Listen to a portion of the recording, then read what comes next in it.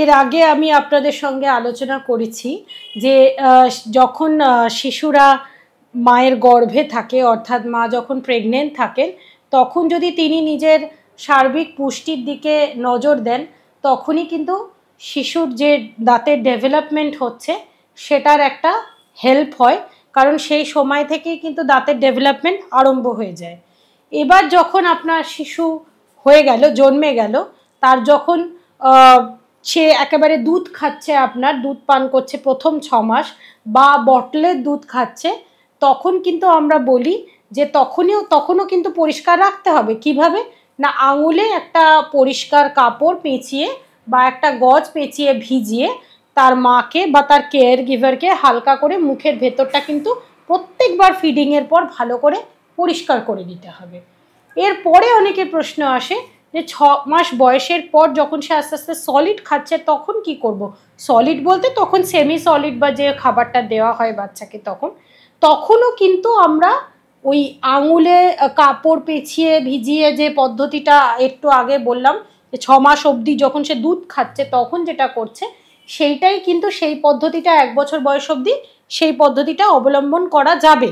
কারণ শিশু তখনও তার অল্প কয়েকটা তার দাঁত গজিয়েছে, এবং যখন আস্তে আস্তে 1 বছর বয়সের পর থেকে সর্ষে দানার মতো খুব অল্প, স্মিয়ার বলা যেতে পারে, সেই রকম একটা পেস্ট, আঙুলে ফিঙ্গার কিছু টুথব্রাশ থাকে, অবশ্যই একবার আপনার ডেন্টিস্টকে পরামর্শ করে তার তখন আপনার বাচ্চার তখন কটা দাঁত গজিয়েছে সেইটা দেখে নিয়ে সেই অনুযায়ী করা যেতে পারে।